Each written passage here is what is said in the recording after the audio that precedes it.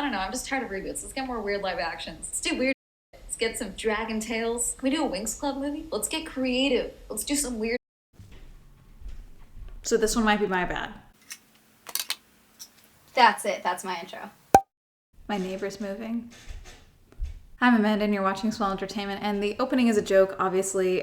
The show was already in production, I believe, or at least in pre-development, when I had made that joke in my Charlie's Angels 2019 video. Once again, I am coming to you from the floor of my kitchen in my studio apartment. However, the good news is that today, we don't have to worry about the fridge making any sounds because my power has been out for over 24 hours. It's also why I wasn't able to do my hair today. It's also freezing, hence the hoodie. I was also originally going to rewatch Fate the Winx Saga before doing this video after my initial watch, but with the power being out, it just literally was not an option. I loved the Winx Club when I was a kid. However, I have probably not watched any episodes since, God, I was maybe 12. Part of me wanted to go back in and rewatch some of the original The Winx Club before diving into Fate the Winx Saga, and then I decided no. We're gonna treat this like my Artemis Fowl video, and we're gonna approach it just as someone who barely knows what the fuck is going on and review the show as it is. I think right off the bat, they should have just stuck with calling it Fate. Just get rid of the Winx Saga, because I don't think they ever say the word Winx in the show. That's their suite name for the girls, is that they're in the Winx suite. That's it. It has nothing to do with wings. It's just the name of their suite. Brian Young is who developed the series Fate for Netflix, okay? He is an executive producer and showrunner, all of that. He apparently previously worked on The Vampire Diaries. The Vampire Diaries did this great thing of being a vampire show that was really just a grounded teen show. And Netflix had this show called The Winx Club, and they wanted to take an audience that had watched this cartoon growing up and give them a new version of it. So I get why you would think that people would want for things to be aged up from when we were kids. That being said, what about aging it up involves making it bad? So Fate has the same problem that another Netflix show that I've talked about, Another Life, has, where it has a lot of adult themes to it, but the writing is so high school, the characters are so high school, and I'm not just talking about like, oh, they're 16-year-olds, like I'm not talking about that. They're just, it's very basic, immature concepts in the show that just also are punctuated with like graphic? I don't even say, can I say graphic? Okay, sex, drugs, someone is killed in like electric evaporation, burning, but we don't really see anyone get burned. We see some people get brutally eviscerated by the burned ones. We don't see a lot of it happening. We see the aftermath, so I'm very confused. God, I gotta look up the rating for the show. Okay, maybe I'm just thinking of this comparison because of the accents, because they gave everyone in Althea accents for some reason, aside from Bloom. She's an American from the first world. Unless I missed someone else having an American accent, she's like the only American. It's okay, fan fiction shit. It gives me very House of Anubis vibes, and not in a good way, because it's like this weird juxtaposition of like this very boring, watered down version of a fairy show. How are you making it boring and then just throwing in all of these like language, sex, alcohol, some drugs? I think someone who was younger would like this show, but I wouldn't show this show to someone who was younger. The show is watchable, you just can't pay attention too much. But anyway, the show was criticized heavily when the trailer was dropped because it was originally believed that they had whitewashed the character of Flora. They did not whitewash her, but they did something else that I don't think is worse, but it's still not good. But they did change the character of Musa, and then also people criticized the outfits for being ugly. I don't know why wardrobe departments get very literal when it comes to dressing characters with powers. And I'm trying not to make connections to the original Winx Club, but I feel like the original costumes are just iconic. Like, even though I'm not super familiar with the show anymore, I remember the costumes and all that, you know? Like hot girl shit. That's what the costumes were. But with the show, it was just very like, okay, we get it, you like Riverdale, and she has fire powers. She's a fire fairy, so she must wear a lot of red. And then, you know, Aisha, she has water powers, so we're gonna put blue in her braids. You know, like, it's like, why are we not getting creative with the outfits? What if my power is talking to fish? What are you gonna do, make me a top out of goldfish crackers? Like, what? Something that I thought was an issue with the show, but also I don't know how I would have fixed it other than, you know, not making the show whatsoever, is that they had 6 episodes. It felt like a lot happened, but nothing was justified, and there was very little growth in a way that made sense for any of the main characters. I'm jumping ahead, so let me back up a little bit. So our main cast of the Winx suite is Bloom, who's new, okay? Like, just found out she's a fairy, not from the other world. And then you have Aisha, who is a water fairy. You have Tara, who's a plant fairy. You have Musa, who's a mind fairy or an empath. And you have Stella, who is a light fairy and the next in line for the throne of Solaria. Let me talk about Flora, the whitewashing with Flora, because it wasn't whitewashing, but also it could be. So Tara is a first year, the plant fairy, and she is familiar with Althea because she grew up on the grounds because her father is a professor there. Play within the Winx world, but we also wanted to introduce new storylines and characters, like Winx Suite member Tara and her brother Sam, who are cousins of Flora, who was in the original cartoon. What the fuck? Why? Okay, so Flora exists, but just not here. What? What are you gonna do? Use her as bait to get people to watch season 2 if you get one? Is that the plan? Is that what's going on? Because that's fucked up. Not as fucked up as whitewashing, but this isn't good. So episode 1 starts with Bloom coming to Althea on her first day, looking for Stella. She bumps into Sky, who I wanted to like Sky. I wanted to like him. I liked him in the original, I vaguely remember him, but he was very hot in this show. But he gives off such boiled chicken energy. They just didn't do enough for him. They didn't do enough for his character. His whole characterization seemed to revolve around him liking Bloom, him and Stella being exes, and then him having a father figure of another professor at the school. All of Sky's characterizations came from his dynamics with other people, and I just don't like that. God, see, I don't even know where to fucking go next. This whole season is the Bloom show when they're trying to act like it's not, but they don't flesh out anyone else really. No one else gets like a big moment. There's one for Musa at the end, but it's not like earned really, I would say. It's just like happens. So yeah, this is the Bloom show. Season 1 is the Bloom show. Bloom, like I said, is American. She's from the first world, not the other world like all the other fairies are from. She has done magic one time by accident, and this scene with her parents made very little sense to me. It's like she was just a brat. Her mom wanted her to go out more. She decided she didn't want to. They fought in a way that made very little sense to me. They argued, and then her dad took her door off. She got so angry she couldn't sleep, and then subconsciously she started a fire that set her parents' bed on fire and nearly burned the house, and her mom got burned. And because of that, because of her accidentally triggering her powers, she slept in a warehouse every night for months before the headmistress found her and told her about Althea. We were repeatedly told that a fairy's powers are tied to their emotions, okay? So why not? You want to age this up? Fuck it. Have them all in therapy. Counseling. Bloom had enough of an anger outburst over losing her door in a fight with her parents that she nearly killed them accidentally. Nearly burned them alive. So she's very insecure at being an Althea and her abilities, and she gets like moderate control of her abilities by like episode 2 or 3. It's a very quick turnaround time. She struggles here and there to call on her powers, but she still gains like remarkable control fairly quickly. So originally, we are led to believe that Bloom's fairy powers, because she has 2 human parents, are just a latent gene, and so that's why she has powers still, and they just never knew, because there's someone in her bloodline who was a fairy, and they just never knew. But then Aisha says, no, you have too much power. There's no way that's a latent gene. You might be a changeling, and we are told that a changeling happens when a fairy baby is replaced with a human baby to be raised by the human parents, and that these changelings are dangerous and scary. I don't know why they made such a big deal out of her being a changeling, because it literally is like she was an orphaned fairy child and she was rehomed. I don't get why that makes her more dangerous. It's not like she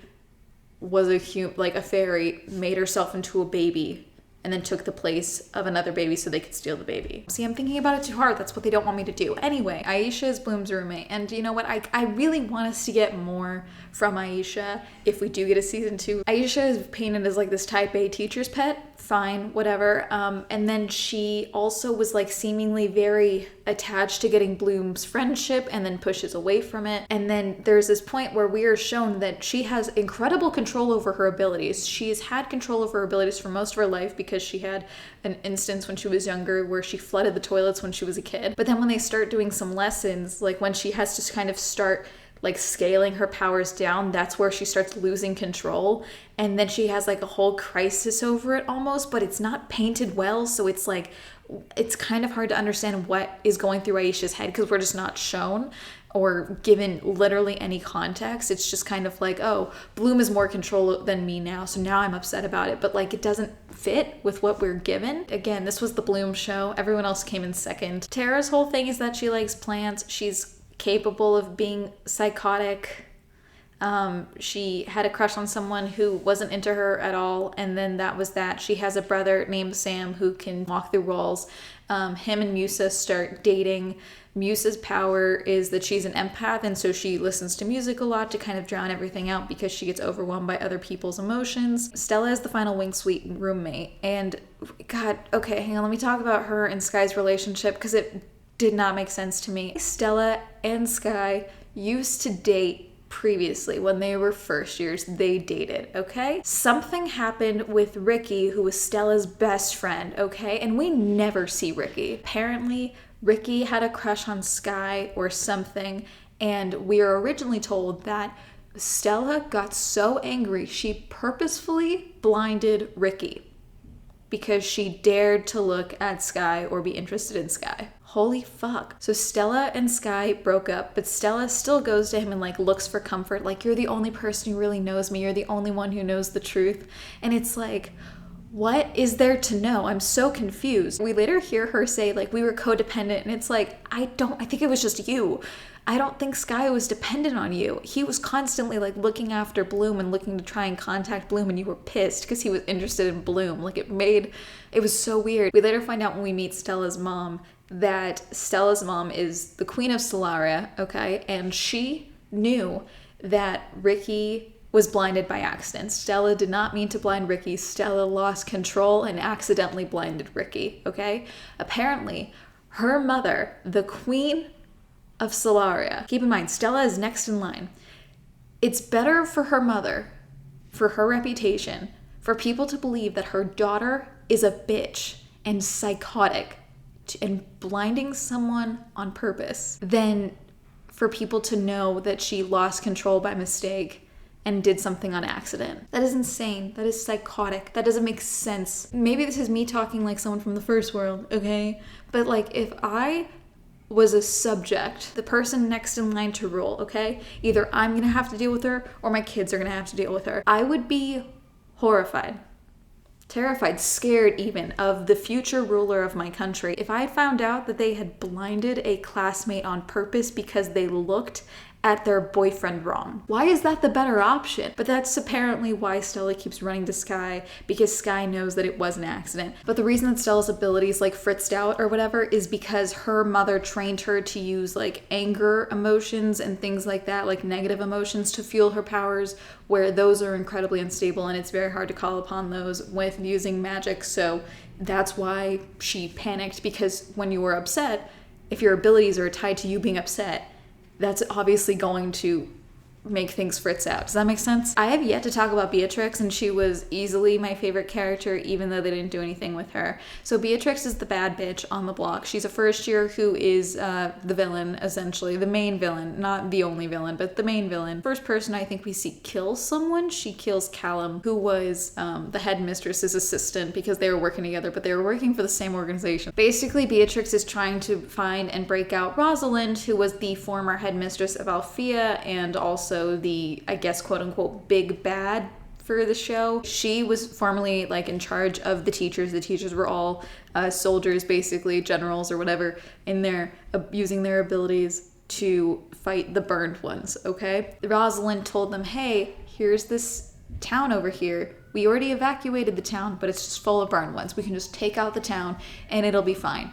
Anyway, they take out the town, and that's when they learn it wasn't evacuated, it was full of fairies. But then we later learned it wasn't full of fairies, it was full of witches. So it's like a good thing that we killed them. One of the main reasons I don't like Bloom in this show is because anything anyone is telling her in the moment, she believes that that is the most truthful answer. Beatrix convinces her like, hey, we can go to where this place is because they're like looking for Rosalind and all this other stuff.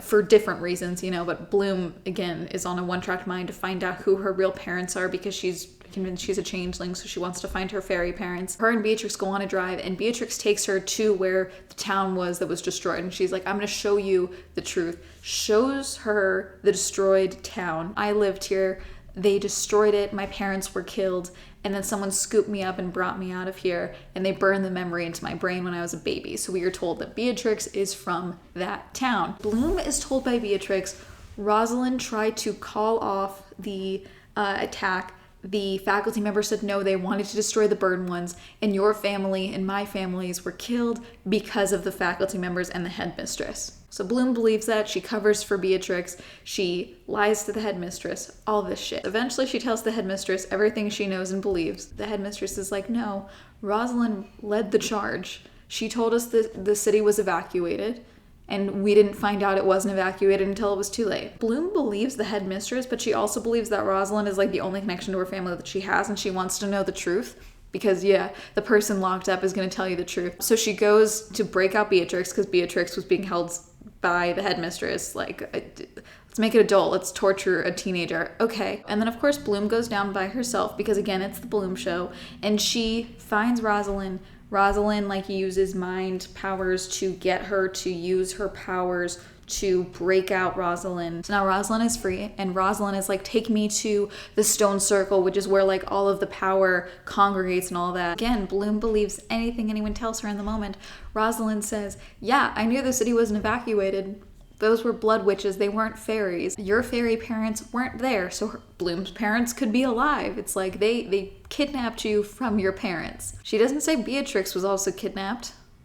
So what the fuck was Beatrix doing there? So Bloom believes her, helps her draw her powers from the stone circle. The burned ones have made it through the barrier because that's what Rosalind's plan was basically to draw enough power from the stone circle to like break the barrier, because the burned ones are after Bloom, because Bloom's so powerful that she can get rid of the burned ones and destroy them. I am skipping a lot, but also arguably nothing. And with the right people around you.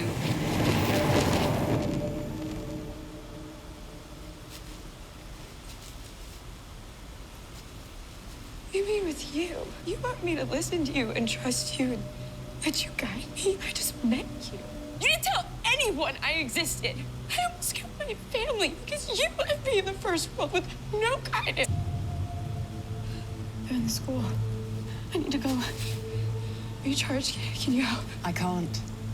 But you don't need it. They barricade the school because, you know, the burned ones are on campus or coming into campus, okay? Because they're looking for Bloom.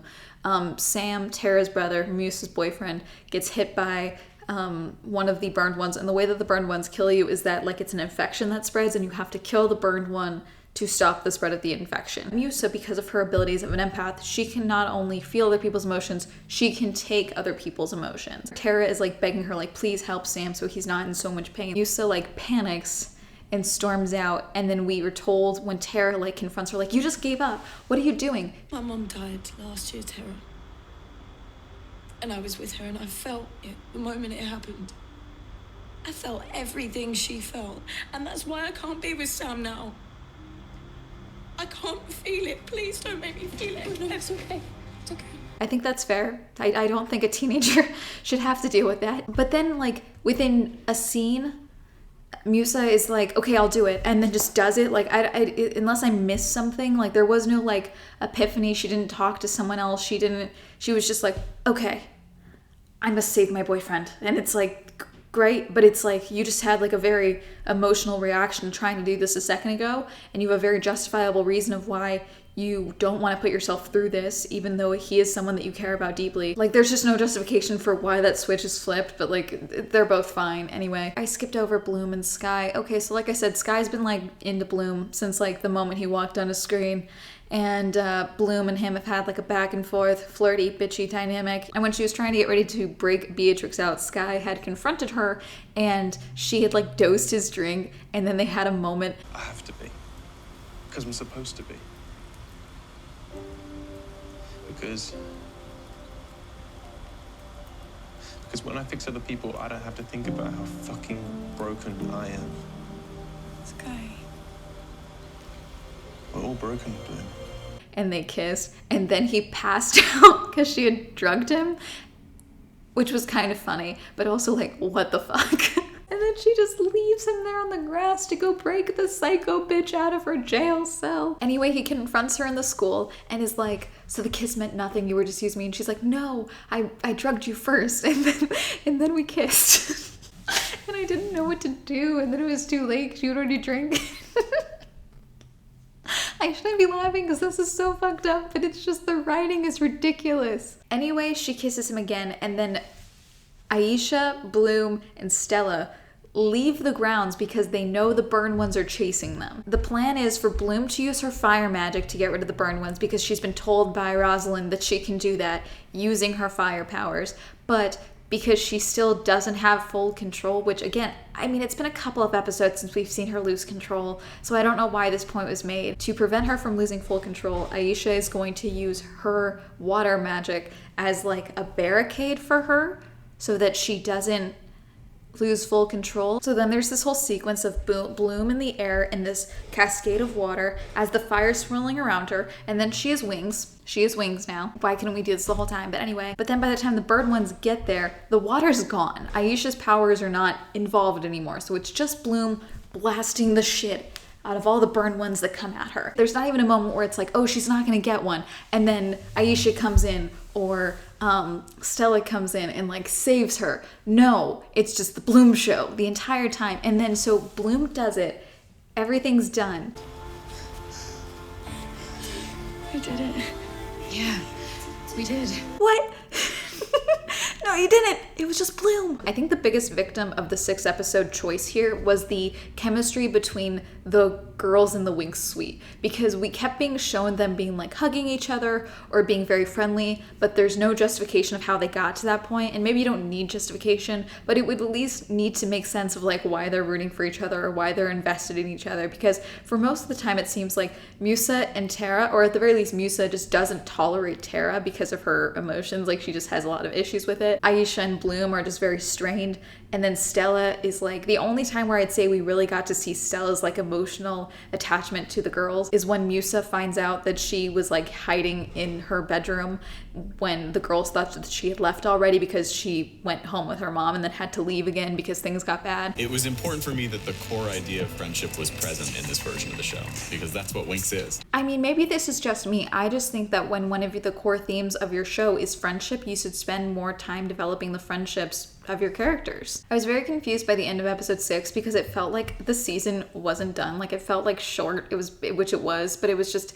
I don't know, it felt both unfinished and also rushed, but also like there was too much to go through. It was very weird. Just a very weirdly paced show. The shit hits the fan in the final episode. So the girls, Bloom, all of the Winx Suite members, all go home to Bloom's family's house in America so that Bloom can tell her parents the truth about her abilities and about Althea and about the fire, the night that her mother was burned and all this stuff, and the truth about her parents, even though she doesn't know the truth about her parents. But the girls go with her and they have like a weekend at Bloom's house with her parents, and it's like, I think a cute scene, but it just felt really drawn out. I don't know. I felt like there was a better way to demonstrate that, but I get it. So Sky had just found out that his father figure, Silva, had actually had to kill his father because his father, he is believed, was a war hero and died. But Silva tells him, no, I actually had to kill your father because of the town that they burned. Like, he's like, your father knew what was going on and wouldn't let me stop it, so I had no choice but to kill him. So the Queen of Slayers shows up, you know, Stella's mom,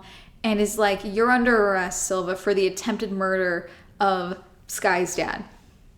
Sky's dad isn't dead. It's been 16 years. He just didn't check in on Sky, just stayed in hiding. Let the man who attempted to kill him raise his son. We are also told that that's who's been raising Beatrix this whole time, is Sky's dad. So maybe it's a good thing that Silva raised Sky, because Sky would have been a total psycho, apparently. Dowling is the headmistress, and I wanted to like her. I tried, okay? But that went out the window when she went out like a bitch.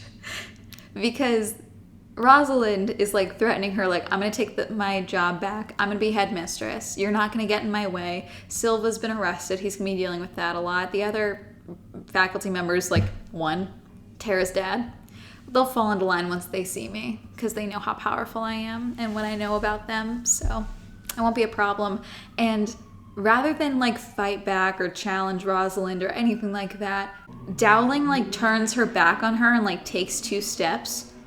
Why? You know this person is dangerous to the point that you had them locked under a secret door and not 1, but 2 traps that like literally caused paralysis if you tried to breach them. You kept her in a stasis state and you're gonna turn your back on this person? Are you an idiot? What? So yeah, anyway, Rosalind snaps her fucking neck and then buries her and then covers her with plants. So Dowling is dead. Silva's being arrested. I guess Tara's dad is our only hope. So that's that. So the season ends with the Winx Club coming back to the school in their color-coordinated outfits to their powers from the teaser trailer. And I want a nap. I'm sorry if this video was all over the place and like it didn't make sense. The show barely made sense. But also, it's just been difficult because I wasn't able to rewatch the show like I usually like to, so I have a better, at least context of the events for things going on, and I just wasn't able to do that with the power outage. But that's gonna be it. Did you watch the Winx Saga? Did you watch the Winx Club? What did you think of the characters? What did you think of everybody? Let me know. Comment down below. Shout out to my patrons. Thank you so much for supporting me on Patreon. If you'd also like to support me on Patreon, that'll be listed down below. If you'd like to follow me on my social media, that'll be all up here. And that's gonna be it. Have a lovely day. Goodbye.